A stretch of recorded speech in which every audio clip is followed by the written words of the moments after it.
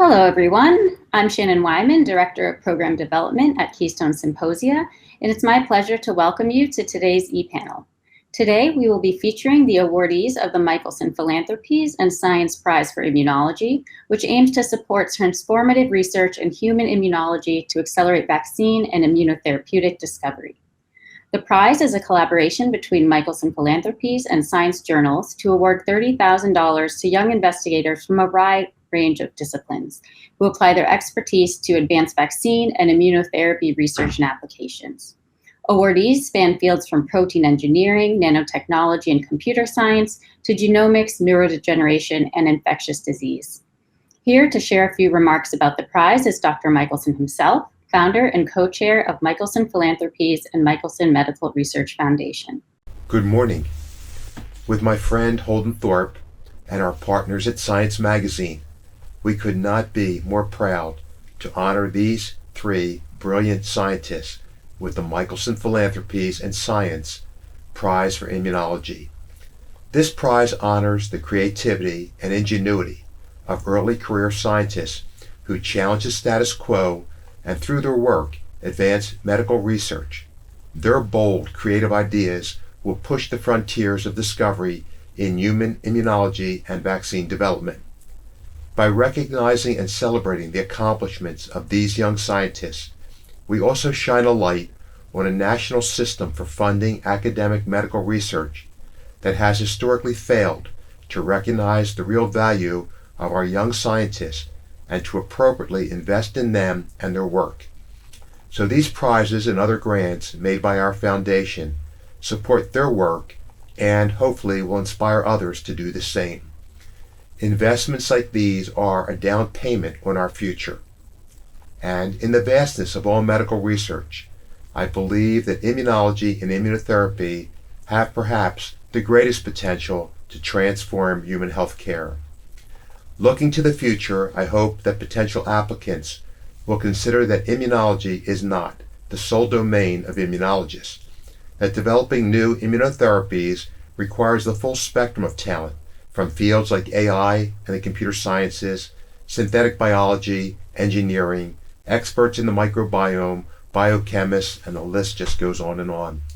Congratulations to this year's winners, and I look forward to hearing your presentations. Finally, I understand that we are about to hear from Holden Thorpe. It has been a privilege to have had the opportunity to get to know Holden. In fact, when I receive my copy of Science, the very first thing that I do is to look to see what injustice, what inequity, what hypocrisy Holden has chosen to call out. Holden speaks with a moral clarity that I very much admire. Thank you all. Have a great day. Great. Thank you, Dr. Michelson. And now we have a few words about the prize from the team at Science Journals. First, we have Dr. Holden Thorpe, Editor-in-Chief. Thank you, and thank you all for including me today. It's really wonderful to see the awardees here and to celebrate not only their achievements, but the vision and generosity of Gary Michelson, who was just far too kind in introducing me. It is an honor for me to be able to write in Science about important issues facing us all. And one of them, which is very consistent with Dr. Michelson's vision, both with this prize and the other things that the Michelson Philanthropies are doing, is to recognize that it's young scientists who are leading the way in terms of new ideas that can transform fields, and no more important one to be transformed than immunology, which has exploded in influence even during only the 3 years that I have been the editor-in-chief. And fortunately for us at Science, we have the great help of Seth Scanlon, who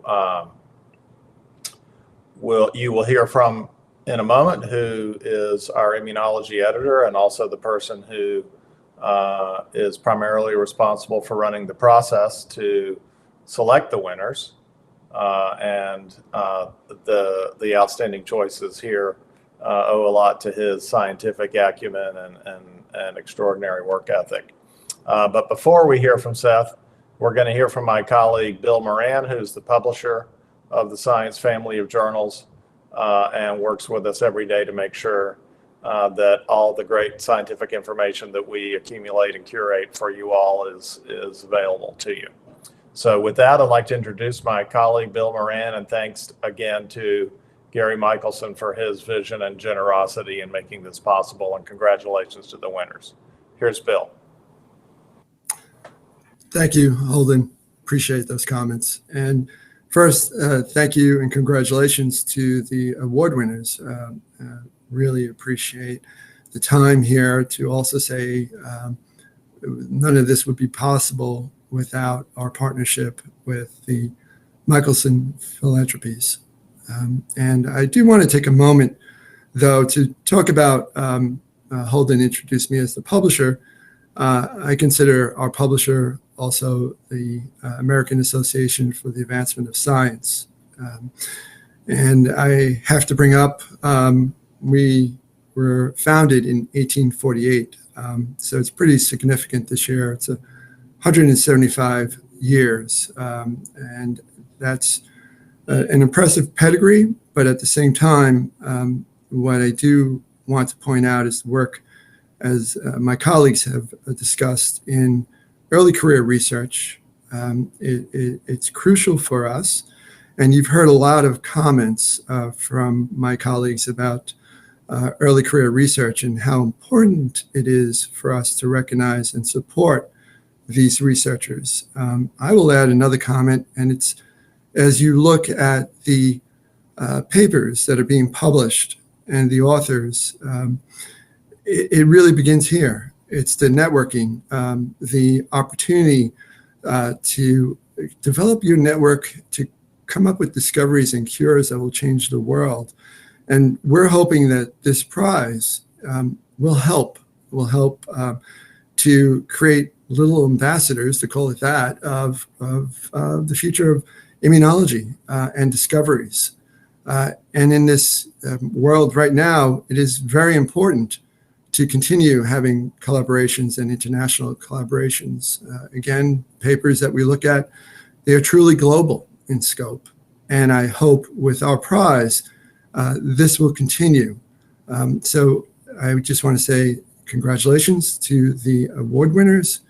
And thank you to the Michelson Philanthropies for being a partner in this amazing prize. And with that, I know I'm looking forward to hearing about the science from our prize winners.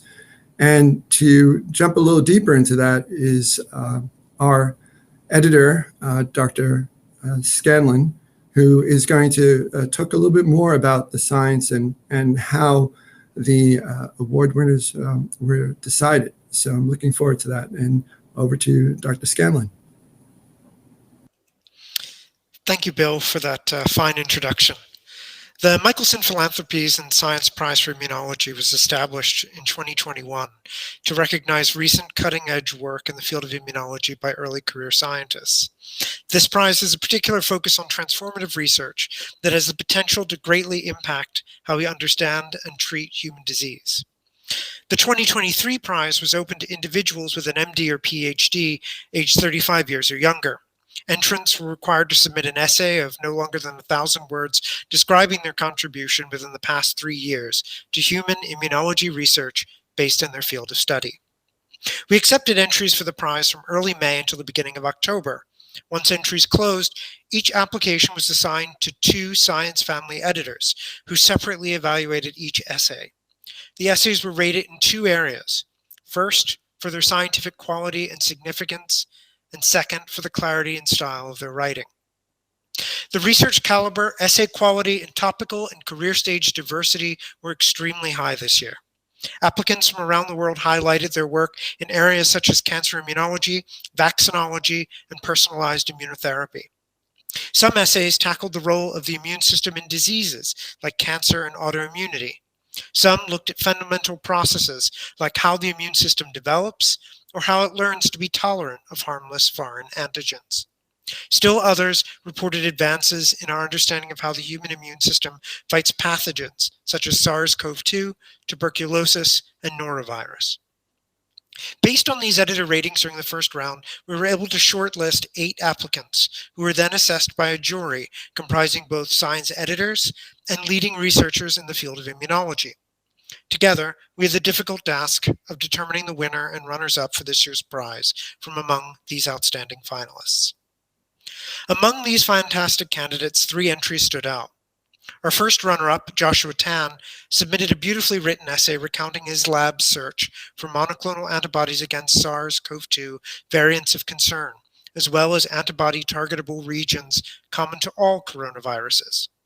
Our second runner-up, Roser Vento-Tormo, composed an engaging essay detailing the work her lab has conducted that leverages powerful next-gen multiomics to reveal surprising insights into how the human immune system develops in early life, as well as how immunotolerant environments are established. Finally, our winner, Aleksandar Obradovic, penned an outstanding essay describing in an exciting and very accessible fashion work he did as an MD Ph.D. student in the Califano and Drake labs at Columbia, developing algorithms that identify clinically relevant immune cell populations present in cancer patients who respond well to treatment as compared to those who do not. The jury saw these findings as a potentially major advance in individually tailored cancer immunotherapies and beyond. I would like to conclude my remarks by thanking some of the many individuals who helped make this year's prize another unqualified success. Thanks first go to editorial coordinator Mary Rose Madrid for organizing judging assignments and keeping us to our deadlines. Thanks also to Roger Goncalves and the Science Prize team for liaising with the Michelson Philanthropies. Thanks to my colleagues at Science Immunology, and Science Translational Medicine for their help evaluating these essays. Thanks also to members of our grand jury whose insights were invaluable in helping us determine a winner, namely our Perspectives editor at Science, Gemma Alderton, Professor Danny Altman at Imperial College London, Professor Stephanie Spranger at the Koch Institute for Integrative Cancer Research at MIT, and Professor Peter Openshaw at Imperial College London. Thanks to Jesse Slater, Sciences Research and Data Analyst, who edited the 3 finalist essays. And finally, thanks to Bill Holden and Dr. Gary Michelson for their strong and unwavering support, which has been critical in making this prize such a success. We're now gearing up for next year's prize, and I encourage all the early career scientists in relevant fields who are watching to consider submitting an essay describing your work. Thank you very much. Thank you, Seth, Bill, and Holden. And now we have a message from Congressman Mike Levin of California, a strong advocate for investment in scientific research and the next generation of scientific leaders. In 2019, Congressman Levin introduced the Biomedical Innovation Expansion Act, which would support $10 billion in NIH funding. In addition, during the pandemic, he introduced the Superbugs Act, which focuses on pandemic preparedness and investment in pandemic drugs. He serves on numerous caucuses in Congress, including the Rare Disease Congressional Caucus and the Congressional Personalized Medicine Caucus. Good afternoon. I'm Congressman Mike Levin, representing California's 49th District. It's great to join you virtually to celebrate the 3 recipients of this year's Michelson Philanthropies and Science Prize for Immunology. I want to start by thanking Michelson Philanthropies and Science Magazine at the American Association for the Advancement of Science for their support and investment in the next generation of scientists and the future of scientific enterprise, and for this event today.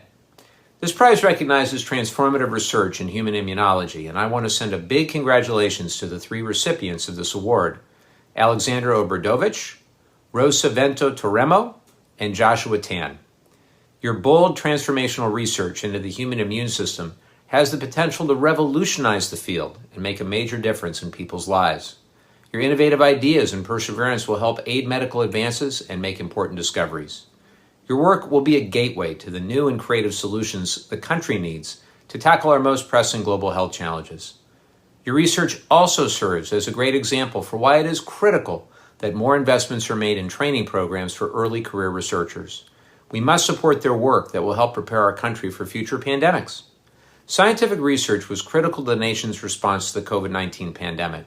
To sustain this effort, our nation must establish methods to tap into the diverse scientific research workforce and focus on early career researchers with outstanding ideas.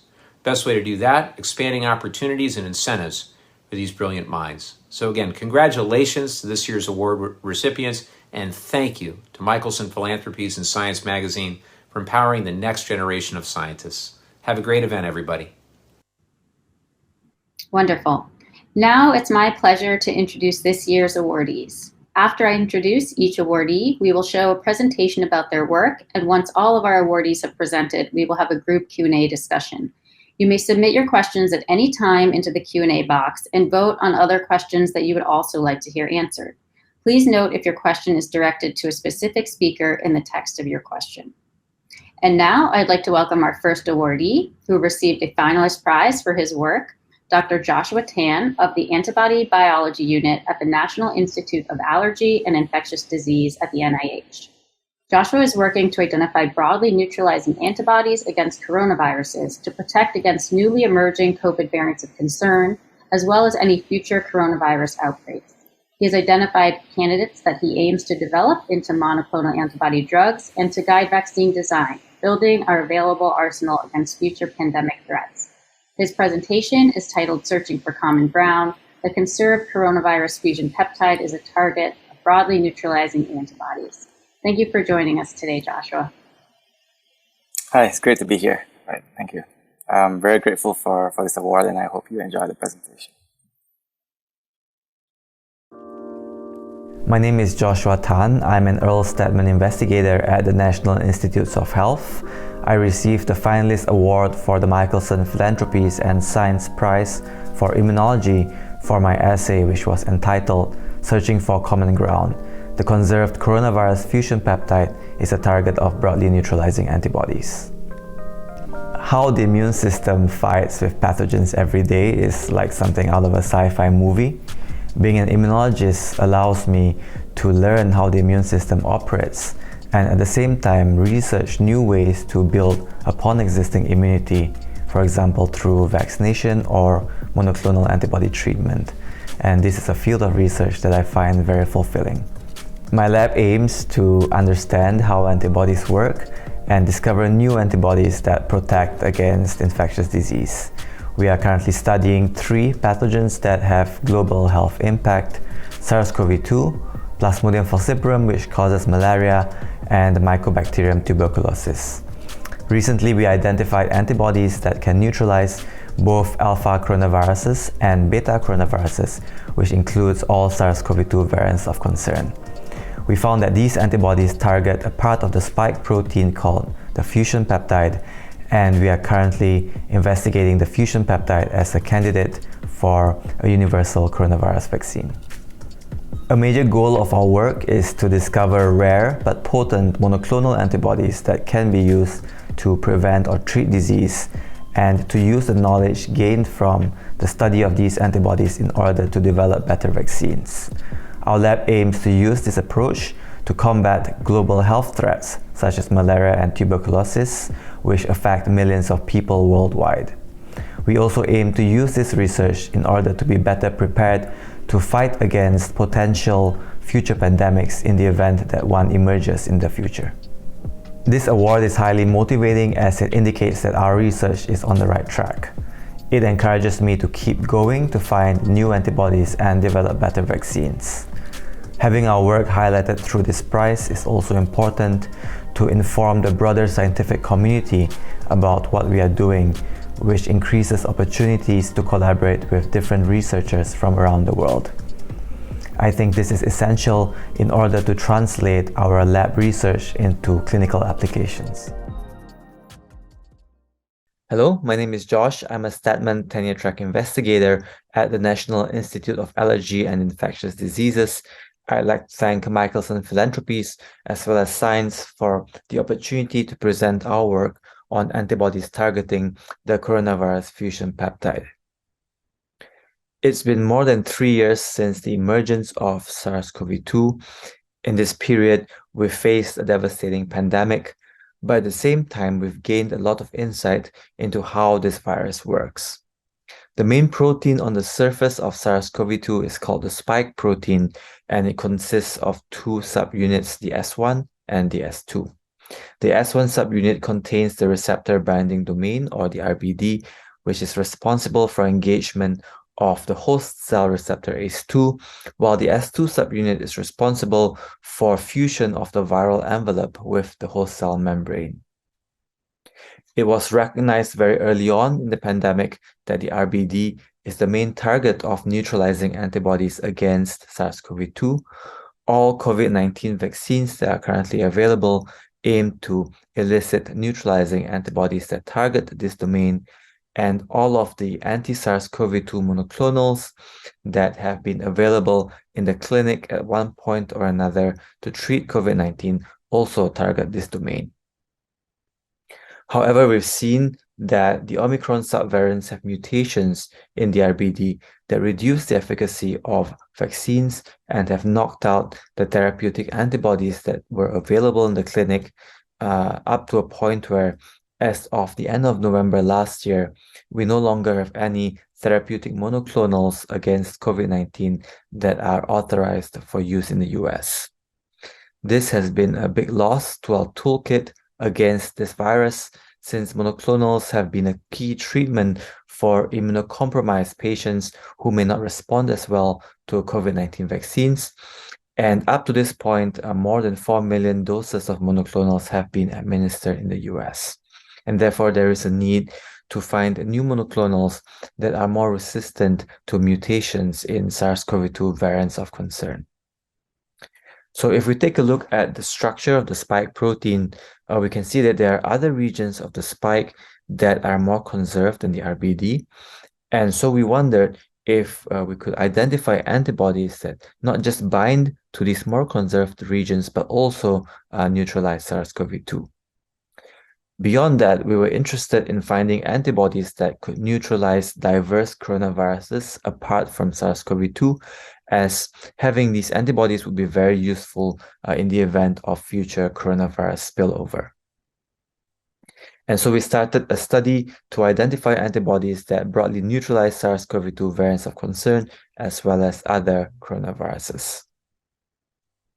Heading into this project, we anticipated that such antibodies would be very rare, and so we developed a two-step screen in order to isolate broadly reactive antibodies. In the first step, B cells from COVID-19 convalescents were activated using a cytokine cocktail and plated into 384 well plates at a density of 50 cells per well. The supernatants of these cells were then screened for binding to spike proteins from the 7 known human coronaviruses, and positives were brought forward to a single B cell screen using a device called a beacon that I will come back to later. So one of our first observations is that broadly reactive antibodies against coronaviruses are indeed rare. We screened a total of about 10,000 wells, and of these, about 20% of the wells was positive for SARS-CoV-2. However, when we looked for wells that were positive for beta coronaviruses apart from SARS-CoV-2, this number decreased to 10% of the SARS-CoV-2 positives.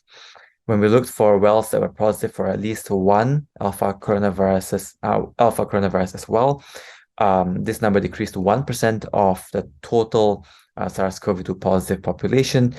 And we found a few wells that were positive for all 7 human coronaviruses. So they were very rare, but they were indeed present in our samples. So our next step was to take B cells from these positive wells, anything from the green oval inwards, to our single B cell screen using the beacon. The heart of the beacon is a microfluidics chip, which can fit in the palm of your hand and holds thousands of these chambers called nanopens, which are each meant to hold a single B cell. So the beacon uses a technology called optoelectric positioning, where it draws squares of light around B cells. When the light hits the chip, it's converted into an uneven charge that then propels these B cells into their respective nanopens. And then once they're in these chambers, they can be screened for secretion of antibodies of interest. So for this, we screened these B cells against spike protein that was coated onto beads, and we added a fluorescently labeled secondary antibody to detect the positive signals. In order to identify broadly reactive antibodies, we did 2 assays in parallel on the same B cells. First, we screened the B cells against beads coated with a cocktail of MERS and OC43 spike. And second, we screened the same B cells against beads coated with SARS-CoV-2 spike. And so we were looking for positives B cells that were positive for both these beads, as can be indicated by the fluorescence signal above specific nanobands. And these are all marked, the positives are all marked by the yellow arrows. So once we identified these positives, we then exported the B cells one by one using the same light cage technology that I described into PCR plates, where we could do PCRs to obtain the sequences of the heavy and light chains and then produce these antibodies as recombinant proteins. So in total, we isolated 61 antibodies that showed broad reactivity to different spike proteins. We found that they could be divided into 2 groups. One group on the right with greater reactivity towards both beta and alpha coronavirus spike proteins, and this larger group on the left that was mainly restricted to beta coronaviruses. Today, I'm only going to talk about this small group on the right. We wanted to find out which epitope these antibodies targeted, and so using peptide mapping, we found that the antibodies target the fusion peptide, which is located in the S2 subunit, and the binding site of these antibodies is just downstream of the very conserved S2' cleavage site, as marked by this black triangle. And this cleavage event is important for fusion of the viral envelope with the host cell membrane. When we looked at the sequence of the fusion peptide, we found that it is widely conserved in both alpha and beta coronaviruses, as well as gamma and delta coronaviruses, which is consistent with the broad reactivity of these antibodies. When we looked at neutralization of different coronaviruses by these antibodies, we found that a few antibodies, in particular 4462 and 4479, were able to broadly neutralize different beta coronaviruses such as COVID-2 and OC43, as well as alpha coronaviruses such as NL63 and 229E. However, some other antibodies such as 7704 and 7739 were not broadly neutralizing. So we were interested in finding out why there was this difference in breadth, even though all these antibodies target the fusion peptide. And first, we investigated affinity of these antibodies in binding to the spike and the S2 subunit. However, we found that there was no clear difference in the affinity of the more potent antibodies and the less potent antibodies. At least the more potent antibodies did not have higher affinity in binding to the spike and the S2. And so we thought it's probably not affinity that differentiates them in terms of potency. We went on to look at the specific amino acids that were recognized by these antibodies by performing an alanine scan in the context of the whole spike protein. And here we found that the broader antibodies relied on this R815 residue, as shown here. And this stood out to us since the R815 residue is a site of S2' cleavage, which, as I mentioned, is important for the fusion process, as this releases the fusion peptide for insertion into the host cell membrane. And so accordingly, we found that the broader and more potent antibodies, 4462, 4479, and 9127, were able to inhibit fusion. Our colleagues at the Scripps have solved the crystal structures of a few of these antibodies bound to the fusion peptide. And what they found is that these antibodies are unable to bind to the fusion peptide in the context of the pre-fusion form of the spike protein, which is the dominant form of the spike on intact virions. And therefore, these antibodies require a conformational shift in the spike protein in order to engage the fusion peptide and carry out their function. So far, I've shown neutralization of different coronaviruses, but we were also interested in whether these antibodies can neutralize different SARS-CoV-2 variants of concern. And here we found that indeed they can neutralize all these variants up to XBB 1.5 within the same ballpark of neutralization potency. And this wasn't surprising since the sequence of the fusion peptide is conserved in all the variants of concern that have come out so far. However, the potency of these antibodies is lower than the potency of some of the RBD antibodies that have been used in the clinic, right? Although these antibodies do have a substantially greater breadth. A few groups have shown that in vitro neutralization potency doesn't necessarily correlate with in vivo function, and so we were interested in testing these antibodies directly in vivo in a hamster model. And here the antibodies were injected 1 day before infection with the ancestral strain of SARS-CoV-2.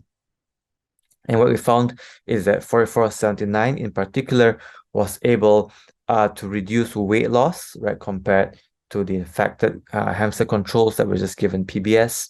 And 4479 was also more potent than the other antibody we tested, 4462, in reducing interstitial pneumonia in the lungs, which is a sign of disease.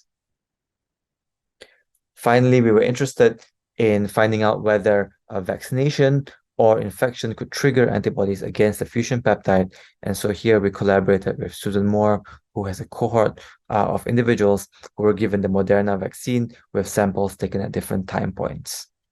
In short, vaccination with this mRNA vaccine does not trigger strong antibodies against the fusion peptide. We can see a slight increase after dose 2, but this rapidly declines, and then the booster did not help with the antibody response against this target. When we looked at individuals who were infected but not vaccinated, we found a few individuals with higher responses to the fusion peptide, but overall the responses were quite low as well. So both mRNA vaccination or infection does not trigger a strong response to the fusion peptide in most individuals. So in summary, we found that antibodies targeting the fusion peptide can neutralize diverse coronaviruses, including different SARS-CoV-2 variants of concern.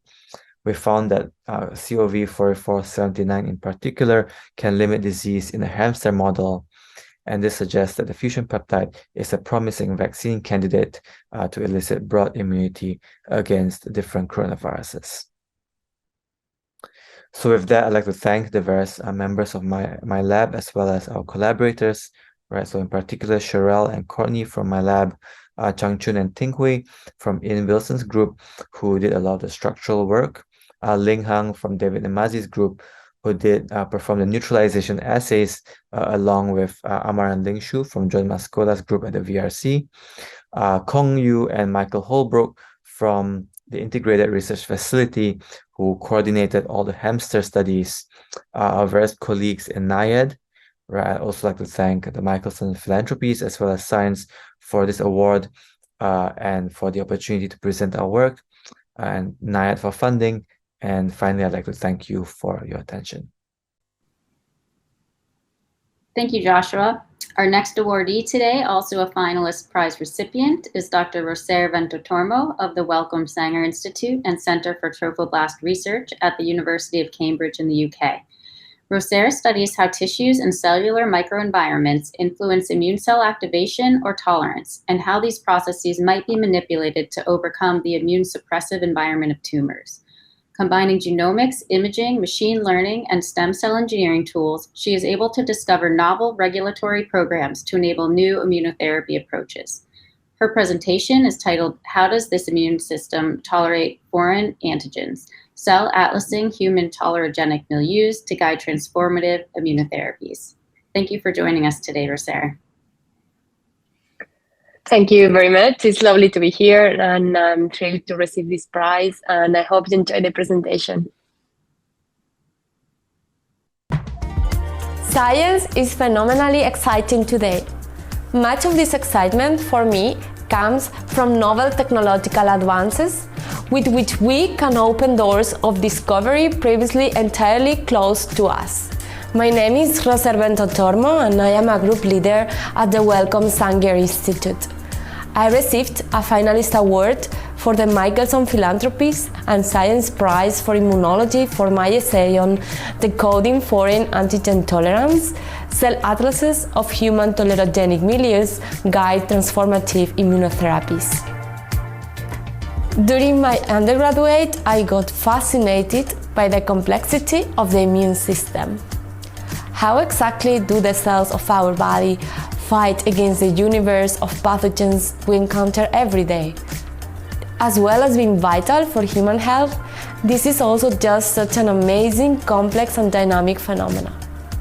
I saw that to understand something so complex, we need to quantify the system and use powerful quantitative tools to address fundamental biological questions. At my lab, we are dedicated to investigating the impact of cellular microenvironments on individual cellular identities and responses. To achieve our goal, we use and develop a range of cutting-edge tools, including genomics, computational, gene editing, and bioengineering tools. Our primary focus area is the immune system, with a central emphasis on how immune cells affect the development and function of other cells in their surroundings. Our research also seeks to uncover the mechanisms by which tolerogenic environments are established and the types of cell-cell communication networks involved. Gaining insight into the establishment of tolerogenic environments and the development of the immune system is paramount in harnessing the power of the immune system for therapeutic processes. We can then use this basic knowledge to engineer immune cells to specifically recognize certain elements of the body that need to be targeted, such as cancer cells, or to access specific areas that repel immune cells, such as many tumor microenvironments. So, by developing fundamental knowledge of immune system development and function at both cellular and tissue levels, I hope our work will have a substantial impact on humans' health. Receiving this award is a great honor that recognizes my team's collaborative work and vision. The award also recognizes a way of doing science that is fundamentally multidisciplinary, open, and that enables thinking out of the box. And so it greatly encouraged me to carry on in this vein. I'm thrilled to be part of a community of outstanding colleagues that I admire who have been Michelson awardees. I am also excited to be able to share our work with the wider scientific community via the assay.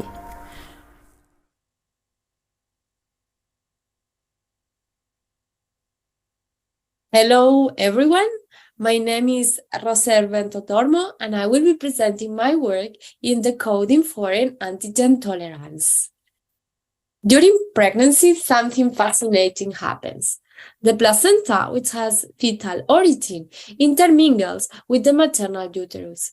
This is a unique situation, where two tissues from two different individuals coexist peacefully and work as a coherent system. But how is this balance achieved? And what are the mechanisms by which non-self antigens from the placenta are safely harbored in the body? To avoid immune recognition in the placenta, multiple tolerogenic events are set up.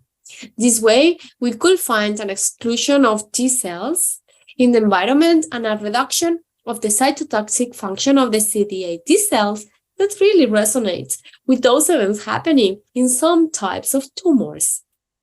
Indeed, immune exclusion and evasion is relevant, as immunotherapy tends to fail in solid cancers due to the impossibility of engineering cells to access the tumor tissue.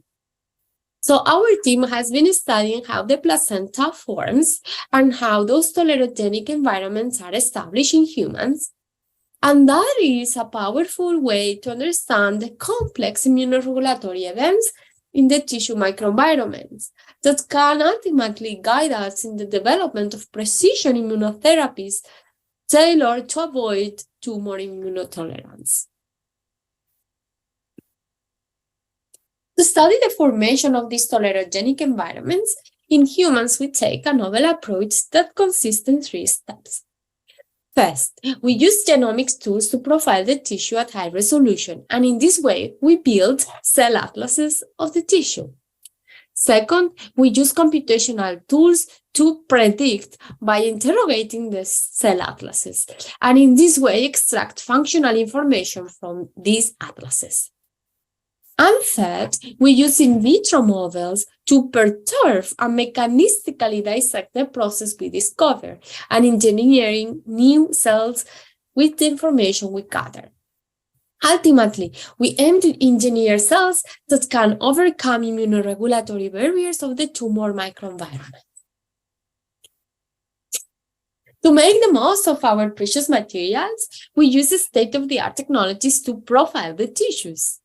We first use single-cell genomics that allow us to get the part list of the cell types existing in the tissue, which here are represented by the different fruits of a cake.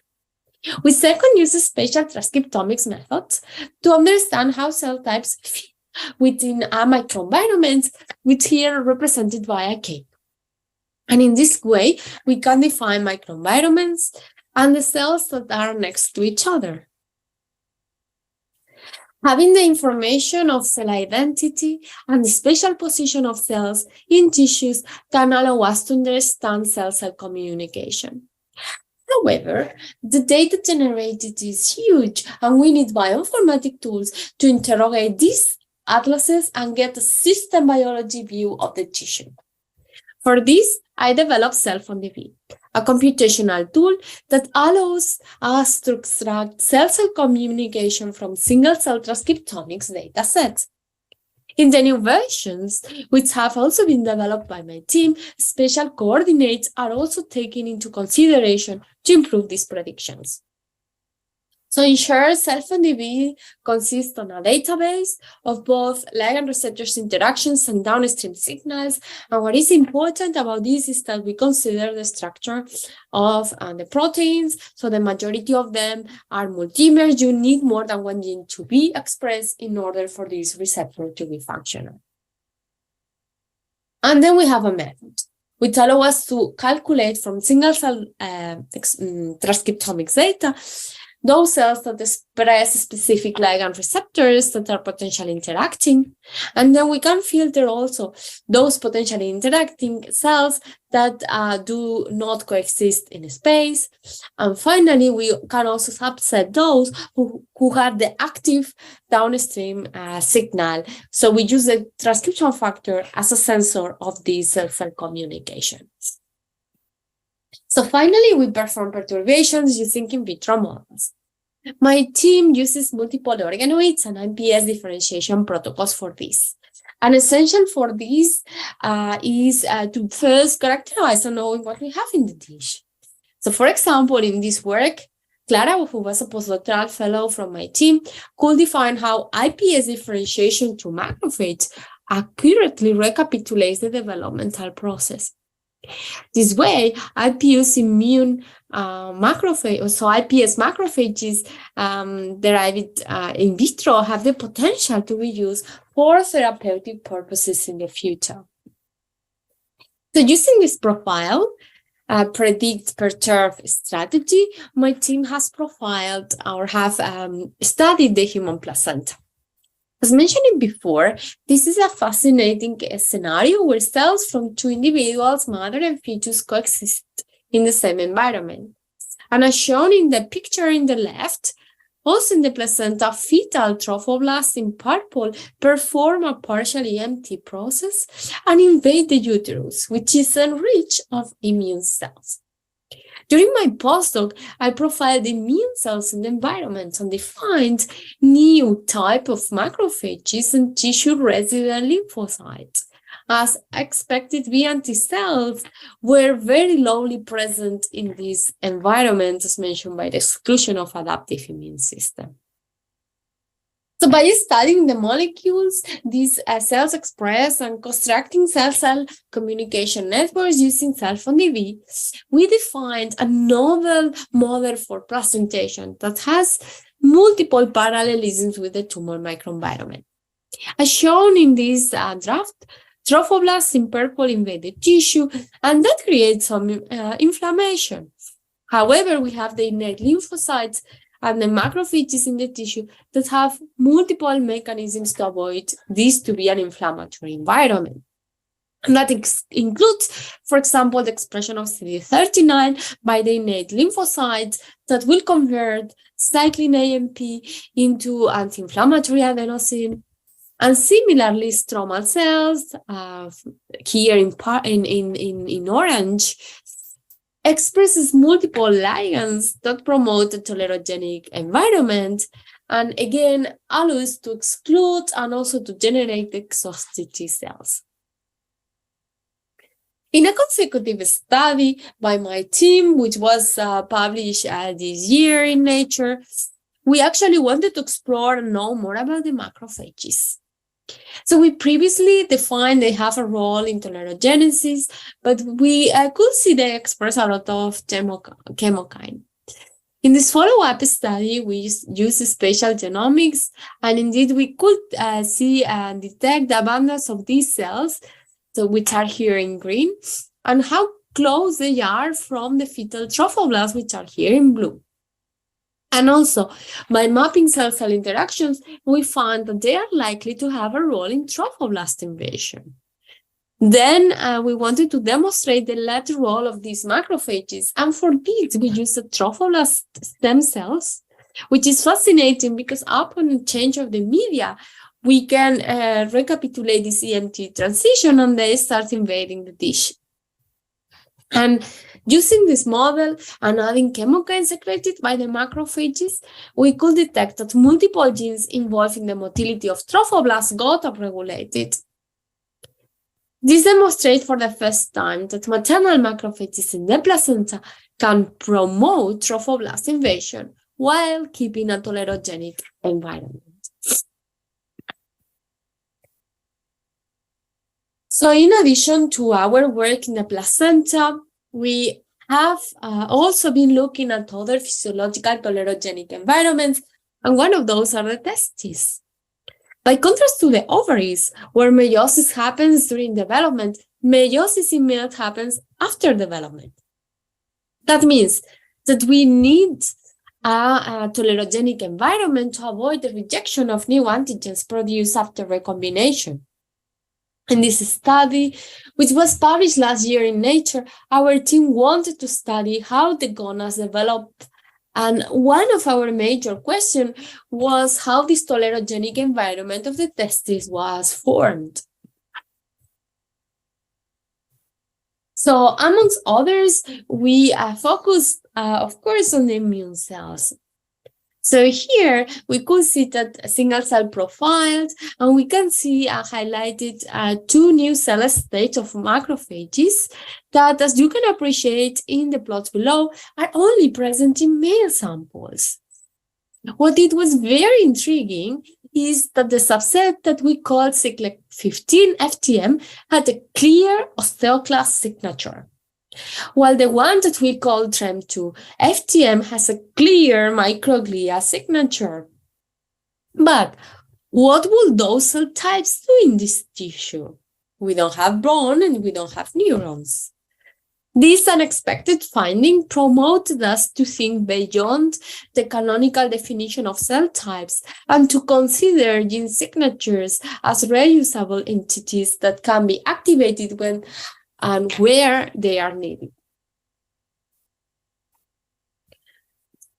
We found that cyclic 15 FTM are located close to the endothelial cells, and in addition, they express a lot of extracellular matrix remodeling genes.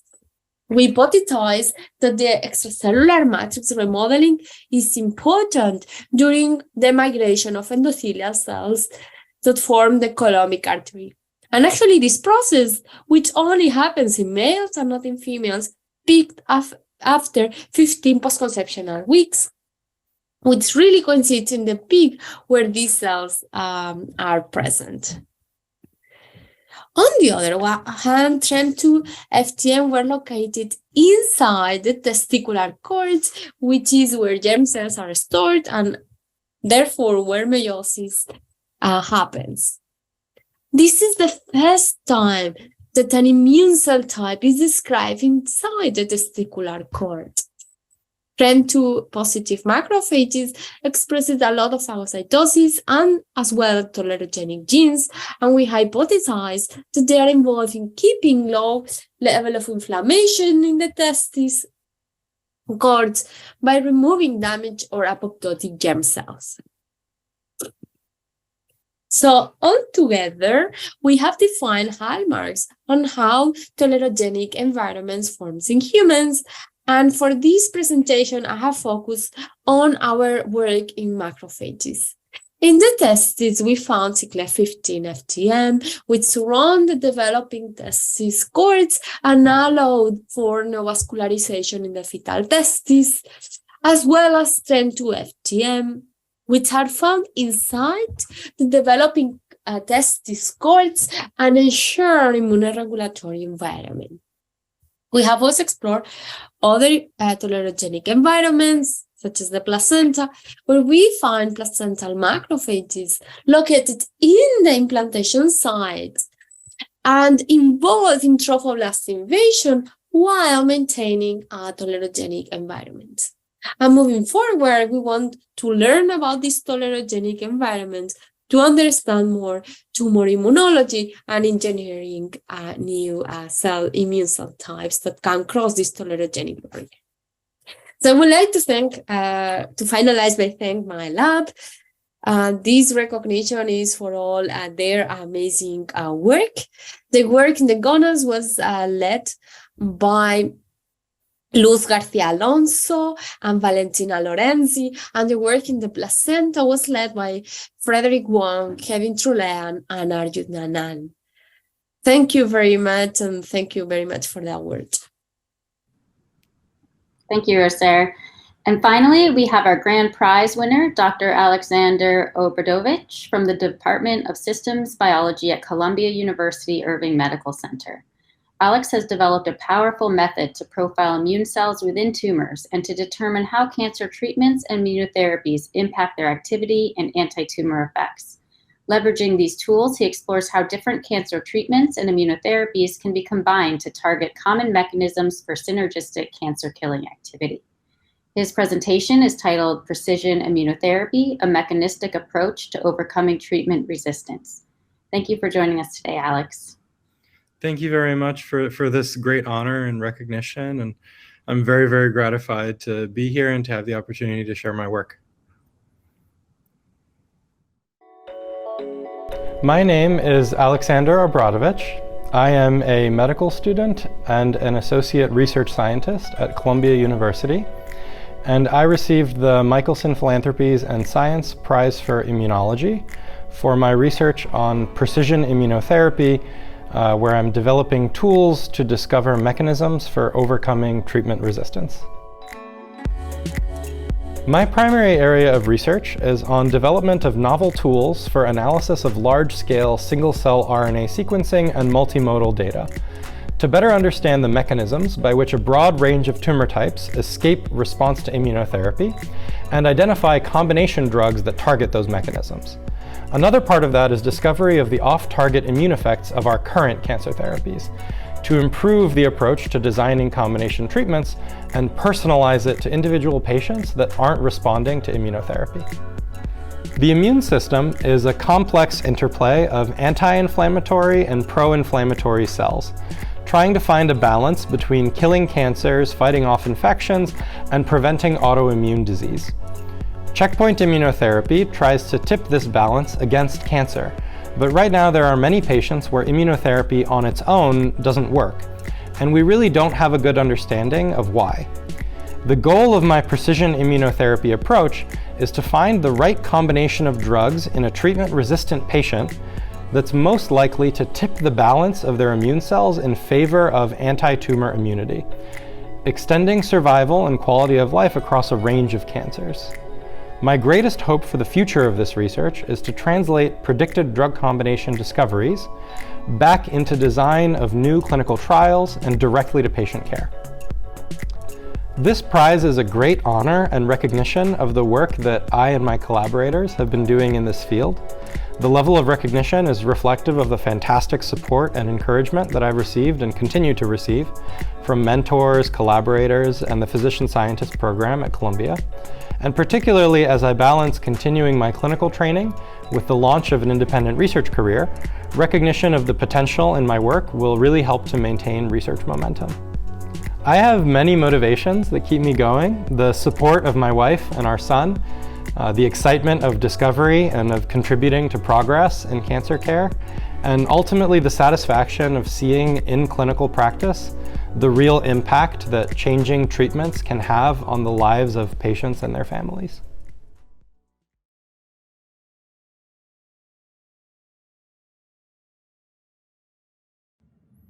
Hello, my name is Alex Obradovic, and I'm presenting some of my work today on leveraging single-cell omics toward precision immunotherapy and overcoming resistance to immunotherapy treatment for cancer. General motivation and background: solid tumors are a very complex mixture of the tumor itself as well as a wide array of immune cells, some of which are pro-inflammatory and directed against the tumor, and some of which are anti-inflammatory and inhibit the killing of the tumor. Checkpoint immunotherapy has been incredibly successful and sort of game-changing across a wide range of tumor types, and primarily acts by blocking interactions between T cells and tumor cells to stimulate T cell mediated tumor killing. But we are currently very bad at understanding who is likely to benefit from immunotherapy and at predicting the mechanisms of resistance that are involved.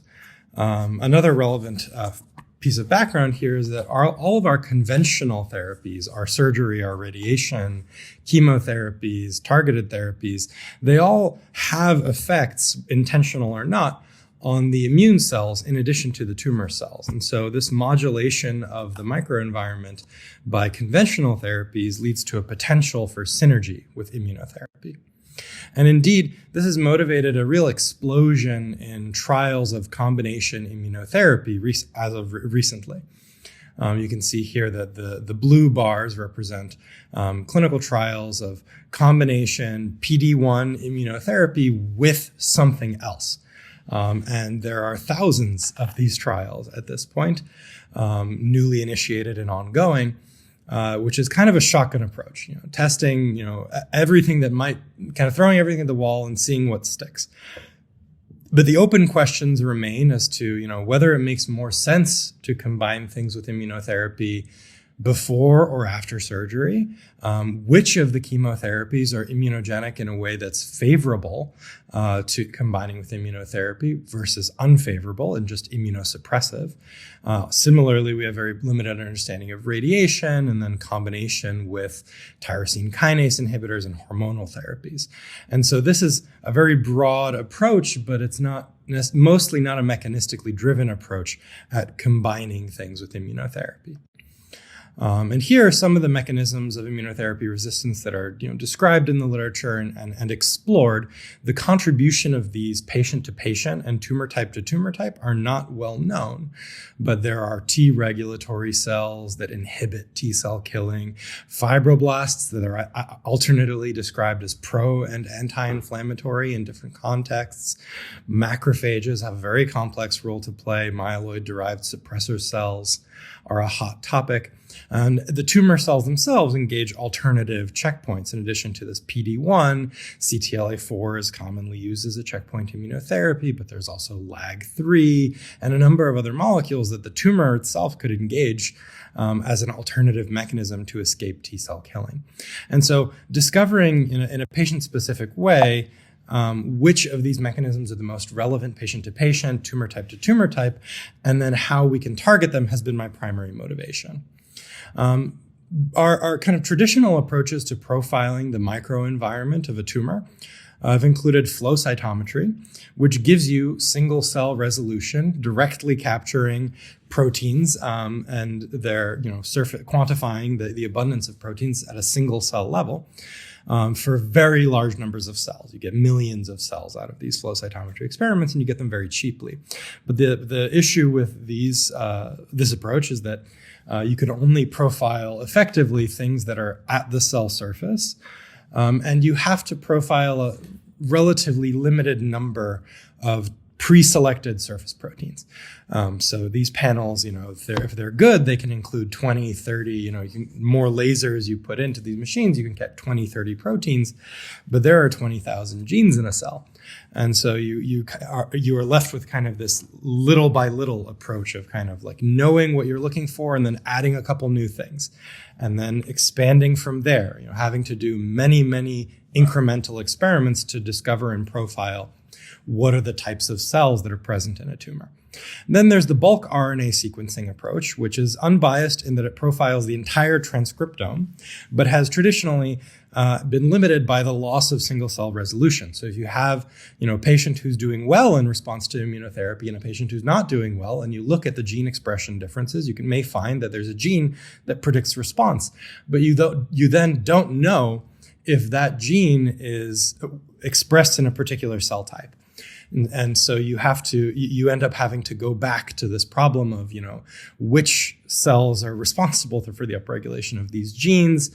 And then are there cell-cell interactions that are going on that we could target, or is the mechanism happening intracellularly? So these are all relevant things that we can't answer with RNA sequencing.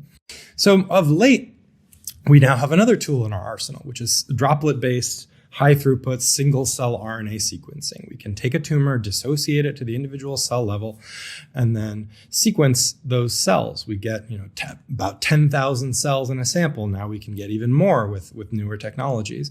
And that profiles, all the full transcriptome of all of the cells that are present in an unbiased way. You can answer the question of what are all of the tumor and stromal and immune populations that are present. How do they change with treatment? And then do the cell populations themselves predict response? The problem with single-cell RNA sequencing is that there's only so many RNA molecules you can get out of one cell. And so these data are typically very noisy and suffer from high data dropout and low cell-to-cell correlation. In fact, 90% of genes are typically missing in any given cell in a high-quality experiment. So we have a solution to this problem that has kind of been the driver of most of our discoveries and research work. Gene expression, it turns out, is a noisy proxy of how active a protein actually is. It's great for things that need to be constantly exported out of a cell. So cytokines are actually reasonably well profiled by gene expression.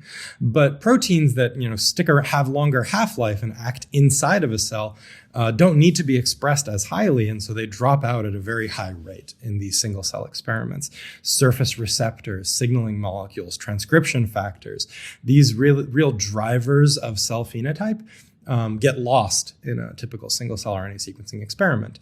So we leverage two algorithms, Arachne and Viper. Arachne infers the downstream targets of transcription factors, co-transcription factors, and signaling molecules within major cell lineages, so lymphoid, myeloid, epithelial, etc.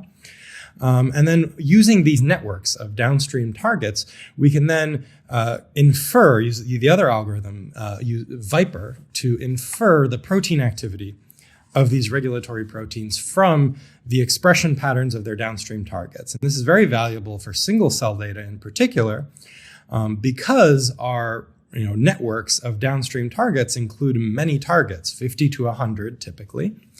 And then even if you have a very high dropout rate individually for every one of these targets, you typically don't drop out every target in a particular cell. And so even with noisy data suffering from high dropout, you can actually get a fairly robust enrichment score of this protein activity that's upstream of that. And this has been implemented. So an example of this here is, you have a master regulatory protein for some phenotype, let's say FOXP3 for Tregs, that protein itself has a high dropout rate. If you were looking at gene expression, you might not really find anything in the data set. But the downstream targets, even though they each also have high dropout rates, cumulatively allow you to infer the activity in a way that's meaningful. And we validated this by looking at site-seq data across a number of contexts now, where we have paired antibody profiling of surface markers and protein and gene expression profiling. And what we find is that if we don't do a dimensionality reduction and we try to cluster on just the genes that are profiled by antibody, the expression level of those individual genes is incredibly noisy. You can't effectively cluster on those. But if you infer the protein activity for the same genes, you actually recover the exact same clustering that you would have gotten from an antibody profiling. In some cases, we even do better, particularly if there are intracellular markers included in the antibody panel, like FOXP3. And you can see an example for CD3, our classic T cell marker up here in the corner, where the gene expression is correlated to the antibody level protein abundance, but much more noisily than the actual protein inference, which almost looks like a flow cytometry plot. You could gate on this. And so we've applied this across a number of contexts. I'm going to briefly discuss some of our most exciting findings. First of these is a discovery of a population of recurrence-associated macrophages that have a specific subphenotype, so TREM2 complement 1 ApoE positive, in clear cell renal carcinoma. So looking at nephrectomy specimens at single cell level and adjacent non-tumor tissue, we found a tumor-specific subpopulation of macrophages, the signature of which at protein activity level is a very strong predictor of post-surgical disease recurrence. And so you could stratify based on abundance of these macrophages for earlier adjunct therapy. And we're exploring the therapeutic potential of targeting these macrophages further. And now another discovery is in head and neck cancer. We've profiled the fibroblasts and found significant diversity, such that there are subgroups of fibroblasts that are associated with better response to immunotherapy in these patients, and subgroups of fibroblasts associated with worse response to immunotherapy. And we've actually taken these surface protein markers we infer by Viper, and use those to sort out the cell populations and validate their effect on T cells in co-culture models. So this has been very exciting as well. In prostate cancer, we have a number of clinical trials building off of the discovery that androgen deprivation therapy, so our hormonal therapy that's first line in prostate cancer, induces a T cell infiltrate that's balanced by, so an infiltrate of cytotoxic CD8 T cells that's balanced by an infiltrate of, regulatory T cells that are then immunosuppressive. But people typically think of prostate cancer as an immune cold tumor where immunotherapy has historically not been shown to be very effective. But if we take advantage of this window of transient T cell infiltration following androgen deprivation, we actually have a number of clinical trials following up on this, both in primary and metastatic context, where we can tip this balance of T cells toward a pro-inflammatory phenotype by adding immunotherapy and then trying to deplete these regulatory T cells by various means.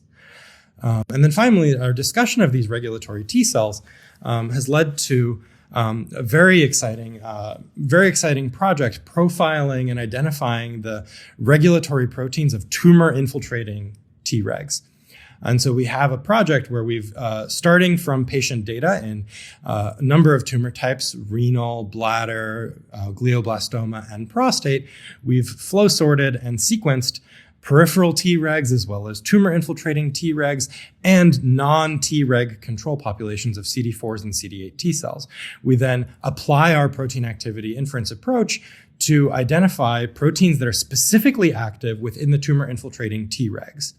We've been able to validate this specificity by a CRISPR knockout screen, results of which are shown here in the top right. Here, this TI-Treg versus P-Treg, so tumor infiltrating versus peripheral. And we found that this protein, TRPS1 in particular, if we knock it down as a single gene knockout in hematopoietic lineage, we actually get tumor rejection immunogenically in a mouse model. And then beyond that, looking at these proteins that we validated, we then did a high throughput drug screen on Tregs to identify in an unbiased way from a large panel of drugs what drugs have as an off-target effect inhibition of these proteins. We found that gemcitabine at low dose, so orders of magnitude lower than the cytotoxic dose meant to kill tumor cells, actually has a preferential inhibition of this signature.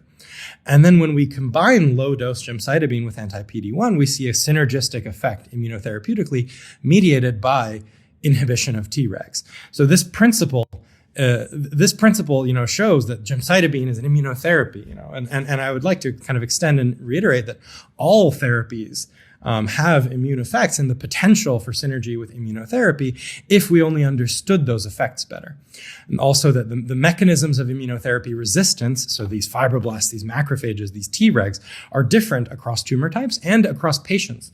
So if we can profile these mechanisms in particular patients, we can tailor our combinations of immunotherapy to the particular patient, to the particular tumor type.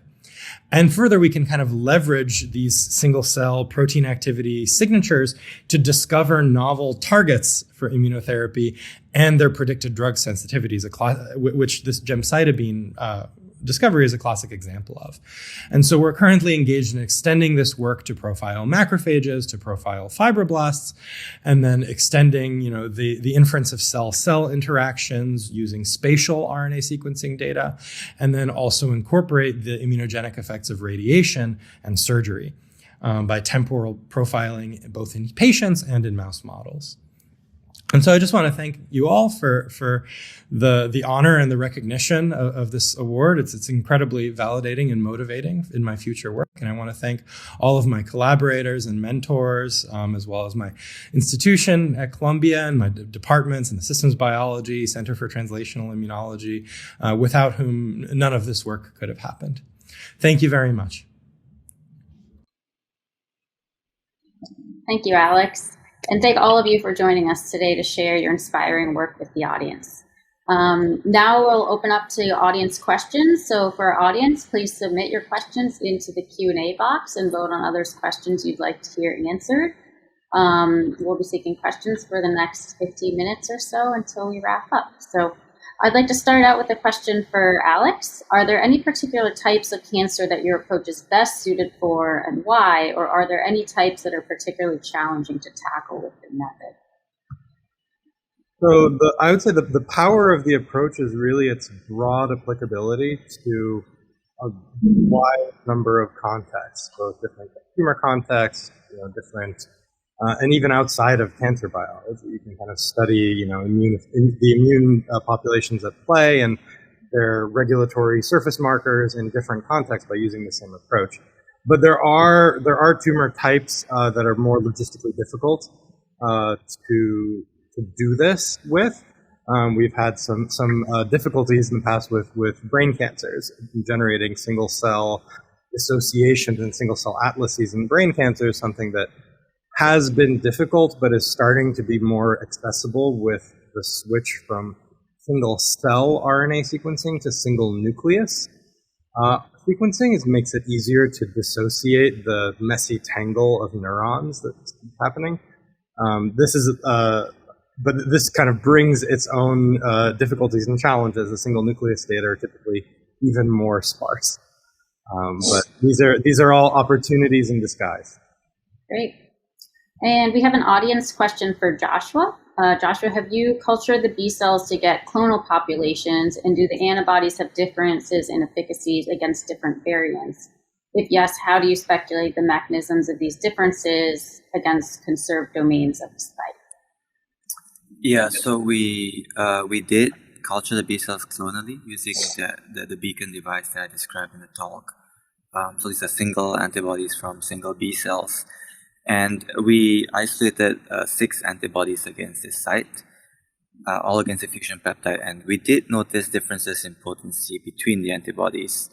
And the difference seems to be linked to the ability of the antibodies to target a specific amino acid in the fusion peptide region, which is arginine 815. It seems that those that target this amino acid are the ones that are more broad in neutralizing different coronaviruses. And this residue is linked to cleavage by enzymes during the fusion process of the virus with the host cell membrane. And so we are still currently investigating this, but we think that the antibodies that can target this residue are better at blocking this process.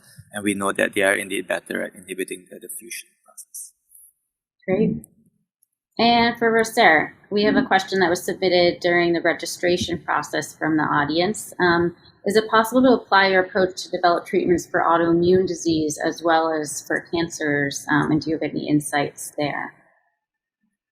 Yeah, no, absolutely. So our approach is can be applied for other immune-related conditions. The first thing, of course, is to understand the microenvironment better and to study the communication that is happening and what is specific. And then next, we can start thinking about engineering cells that target this environment, which could be a specific inflammation, in autoimmunity, for example, and that can cross the barrier. So yeah, absolutely. Great. We have a question broadly about immunotherapy analysis, so maybe Alex and Roser can answer. How are the immunotherapy analysis evolving to become better predictors of unwanted side effects, like cytokine storms, or do you have other unwanted side effects that you're looking at when you use your methods? I guess I can start with that one. It's a tricky thing to study in actual patient samples. There are a few kind of groups who have been collecting data in this field, but you have to actually be able to predict and avoid rather than kind of just understand and treat. You have to have profiled these patients prior to the development of the adverse immune effect. You know, the range of adverse immune effects and their frequency are a limitation here. You kind of have to be collecting a large number of patient samples at baseline before you start the therapy if you want to really predict and understand the mechanisms at play in prevention. The easier thing to think about currently, at least, you know, kind of where we're at now, is once there has been an adverse event, trying to be more systematic about what we should do about it. A lot of kind of like the first instinct, at least clinically, is, you know, stop the therapy, give steroids, and we could maybe be a little more nuanced than that. Mm-hmm. Yeah, I fully agree with this, and I guess also because we can start applying machine learning methods, but in a way, what you also need is a lot of data, because for the machine learning methods to work, you need a lot of data. So I would say that is the bottleneck. Great. Another question for Joshua. We have monoclonal antibodies have proved to be very effective during post-exposure prophylaxis. At what stage of illness do monoclonal antibodies are also very effective, and is there any firm indicators or limitations in using them for treatment? Yeah, so monoclonal antibodies, at least the ones that I described, the type that I described, those that target the virus itself, generally the earlier that they use, the better, right? Since they target the virus, so at some point the disease is due to immune pathology, and then monoclonals are no longer so effective. And so, yeah, the general rule is earlier the better. Clinical trials that have tested monoclonals have tested them at a range of dates, roughly up to a week after symptom onset. And so, for example, for bebtelovimab, which is the last monoclonal that was approved in the US before they were all ineffective against the current variants, I think the FDA guidance was that it should be given at most a week after symptom onset. And do you know, does that differ based on the infection? Like if there were flu monoclonal antibodies, or if there were antibodies to treat other viral infections, do you think that window would be any different? Yeah, I think it would depend on the dynamics of the virus, right? How quickly it replicates, at what stage disease shifts more towards immune pathology. Mm-hmm. Okay, great. Another question from the audience. What do you see as the future of immunotherapies? Are you seeing a transition to allogenic approaches in order to cost save, or do you think autologous is the future because of personalization aspect? Alex and Roser, any insights into that? So it sounds like that question is specifically referring to CAR-T immunotherapies, which immunotherapy kind of is a broad catch-all. My first thought and my most of the projects I work with are relating to checkpoint inhibitor immunotherapy, So anti-PD-1 blockade, anti-CTLA-4 blockade, and kind of the addition of anti-LAG3, anti-TIM3, integration, kind of multimodal antibody-based immunotherapy. With CAR Ts, I think there have been just a lot of struggles in the solid tumor space at finding good targets, which is another area of opportunity in the future, but we're not quite there yet in solid tumors when it comes to CAR T. Yeah, I will agree with that. Okay. And Joshua, I have a question for you regarding actually for all of you, in different ways that your research can be translated to the clinic. Joshua, what are the next steps in bringing the new monoclonal antibody to the clinic? Are you partnering with drug development companies? And what about the next steps for vaccine design? And for Alex and Roser, for you, what is the next step to getting your methods really kind of utilized to help patients? So maybe we'll start with Joshua and then move on. Yeah, so we are definitely interested, right, in bringing these antibodies to the next step, ideally to the clinic. And we are in talks with companies about potentially moving forward. I would say that in terms of concrete next steps, especially things that we can do, we are comparing our antibodies to a potent RBD antibody, for example, in vivo, just to check what the difference in potency is. Right? So, because one concern is always that these antibodies that are broader, they're not as potent in vitro. Right? The difference is actually quite large in vitro compared to a good RBD antibody. And so it's still preliminary, but what we're finding is that the difference in vivo is not as big as the difference in vitro, so that's a promising step. We also found antibodies that target a different part of the spike. These are also broadly neutralizing against different variants.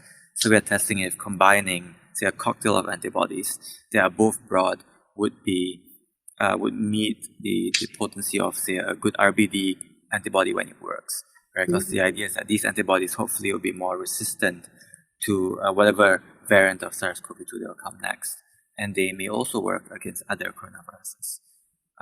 In terms of vaccine development, we are developing vaccines that are based on the target sites of these antibodies. Right? For example, a fusion peptide-based vaccine.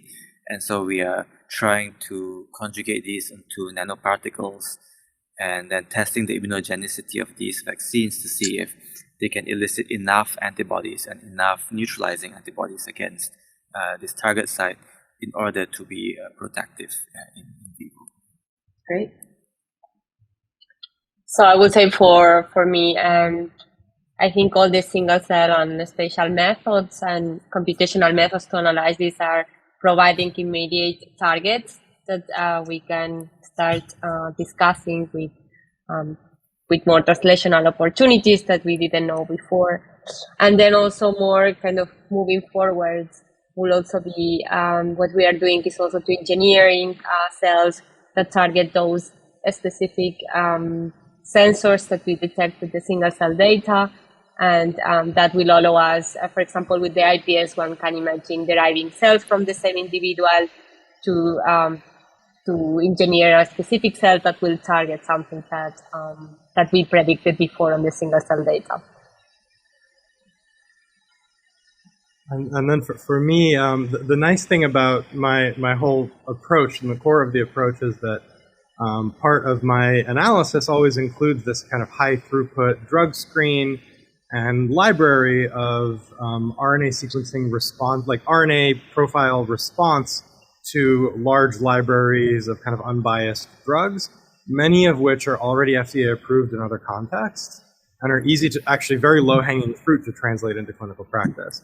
This low-dose gemcitabine is a great example of that because gemcitabine at 10 times higher dose than what I'm suggesting is an immunotherapy adjuvant is routinely given and has been for a long time. And so it's actually quite easy, and we're working on some clinical trials to just immediately jump on that. And so some of the other discoveries, right, this immunogenicity of androgen deprivation therapy also has already jumped into clinical trials. And then there are other parts of the work where I'm identifying, these master regulatory proteins that are very, very interesting as targets.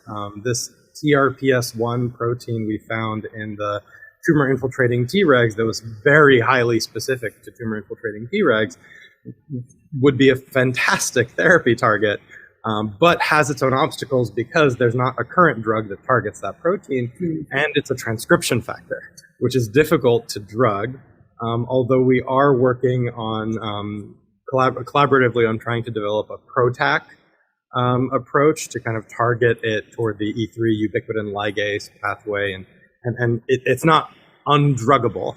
And if we kind of, for now, the low-hanging fruit is taking advantage of the off-target effects of the drugs we already have and repurposing them. And then in the future, we can kind of take the off-target effects and be more intentional about targeting those things. Great. That's really exciting to see that it's already in clinical trials in some cases. For Joshua, then, what would you expect your timeline to be to get such treatments into the clinic, if given that the testing is positive going forward? Yeah, so I think that's the first step, right? Making sure that they do work well. And then there's other questions such as, whether they are good as products, whether they're soluble and stable and so on. So these tests do take time. I think the earliest would be a year, because then, clinical trials will need to be performed, right? So I think that would be an optimistic timeline. Mm-hmm. Yeah, that's pretty soon. A year flies by these days. Yeah. Great. We have some more audience questions that have come in for Alex. Since transcription factor dysregulation leads to cancer, do you think it's possible to develop any treatment at the transcriptional level, which we just touched on a little bit? Can you talk a little bit about those challenges and how to overcome them possibly? Yeah, I mean, traditionally it's been a very difficult thing to drug transcription factors. We don't typically target the transcription factors directly. We're stuck targeting the surface receptors, and then hoping, kind of acting on multiple surface receptors that funnel into the same transcription factor is one way to kind of ensure broad coverage of that pathway. But PROTACs are a novel category of drugs that are in principle able to target transcription factors directly. And then in a more abstract sense, you don't necessarily need to target the transcription factor that's dysregulated if you're able to successfully modulate the downstream effects of that transcription factor being dysregulated. These are all differences in approach. Which ones will be the most successful remains to be seen. Great. Well, we're nearing the end of our time, so I'd like to ask each of you for any comments, thoughts as we wrap up the discussion, comments about your work, the future of immunotherapies, or winning the prize. Start with Joshua maybe and go in the order that you guys gave your presentation. Sure. Thank you for all the questions. It's been a great session. As I mentioned, I'm very grateful to Michelson Philanthropies Science for this award. We are indeed very excited about the road that our research is taking us on, and we are hopeful that the work that I described will be able to be translated into broad-acting therapeutics and potentially a vaccine that will work against not just variants but other coronaviruses as well. So thank you. Great, Marissa. Yeah, thank you very much for this award and recognizing our work. I think it's exciting times to be working in the immunology, and with all the new technological advances, we can start maybe more translational work and also improve patients in the daily basis. So thank you very much to everyone for that work.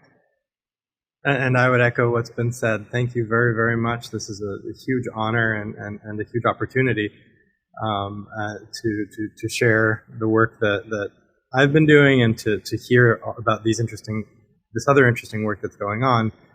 I would echo that it's a very exciting time of big data, new technologies, new therapies. Things seem to change every few months we have something new and big and exciting in the area of immunology, in the area of cancer therapy, and I wouldn't be doing anything else. Great. Well, thank you all so much for joining us today, and yeah, we look forward to following you and seeing what you come up with next, and seeing how these discoveries do translate to clinical applications. So for our audience, this ePanel will be available on demand, and we will email all registrants when the recording is available. We invite everyone to now join us in the networking lounge to ask the speakers any remaining questions you might have, and to connect with other audience members to continue these conversations. The remote platform allows you to jump between small groups as you would during a coffee break or a cocktail hour. So you can click on the button to join on the homepage or on the closing screen once we conclude. Finally, we will be hosting an in-person award ceremony for a subset of these awardees during our conference on B-cell biology in the context of infectious disease, autoimmunity, and B-cell cancers, which will be held as a joint meeting with the HIV vaccines, immunoprophylaxis, and drugs meeting in Keystone, Colorado, June 6 to 10. For information on how to attend, see the link in the event information tab on the left, or visit the Keystone Symposia Conference homepage. Thanks again for joining us today, and we hope to see you in the networking lounge.